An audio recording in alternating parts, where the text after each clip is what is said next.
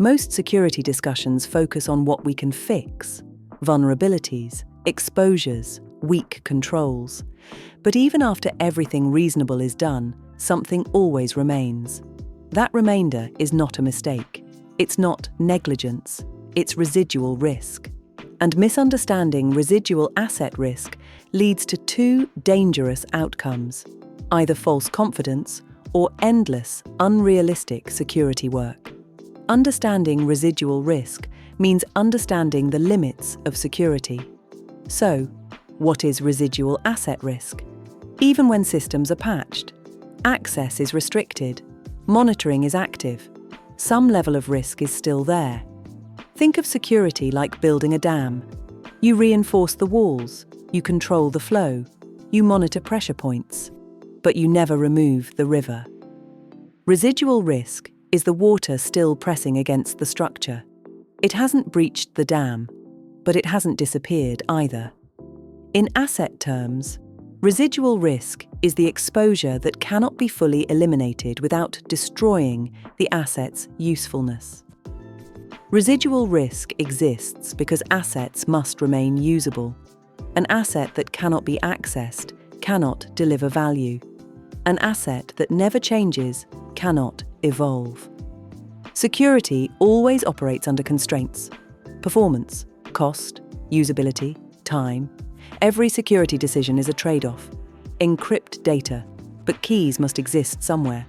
Restrict access, but users still need to work. Isolate systems, but integrations still matter. Each control reduces risk, but none remove it entirely. Residual risk is what remains after optimization, not failure. It's the shadow cast by functionality. Residual asset risk has several defining traits.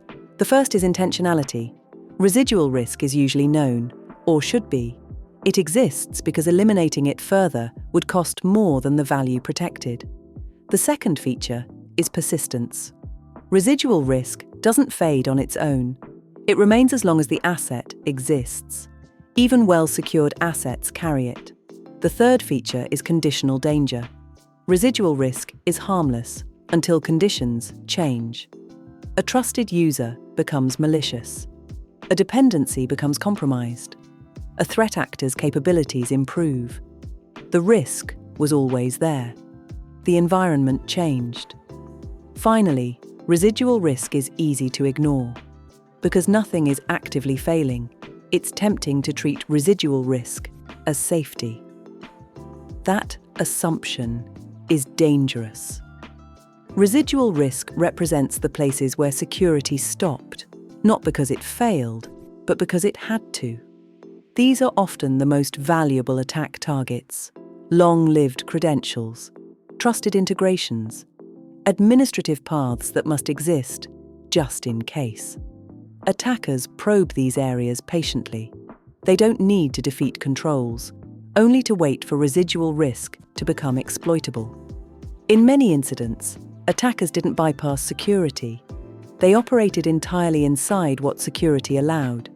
Residual risk becomes dangerous when it's forgotten, when assumptions are no longer revisited, when conditions silently change, when compensating controls erode. What was once an acceptable risk becomes an unacceptable one without anyone noticing. Residual risk does not announce itself. It waits. And when exploited, it often surprises teams because it was never seen as a weakness, just a necessity. So, how do we manage residual asset risk? Residual risk cannot be eliminated. It must be managed. The first step is acknowledgement. Explicitly document what risks remain and why. Silence is not acceptance. Second, continuously reassess residual risk as context changes. Ask, has the asset's value increased? Has its exposure expanded? Has the threat landscape shifted? Residual risk is acceptable only under the conditions that justified it. Third, surround residual risk with compensating controls. Stronger monitoring, tighter response procedures, faster recovery paths. You may accept the risk, but you should never ignore it. Finally, Decide who owns residual risk. If no one owns it, no one watches it. And unattended risk is rarely acceptable for long. Residual asset risk is not a flaw in security. It's proof that security operates in the real world. The goal is not zero risk. That's impossible.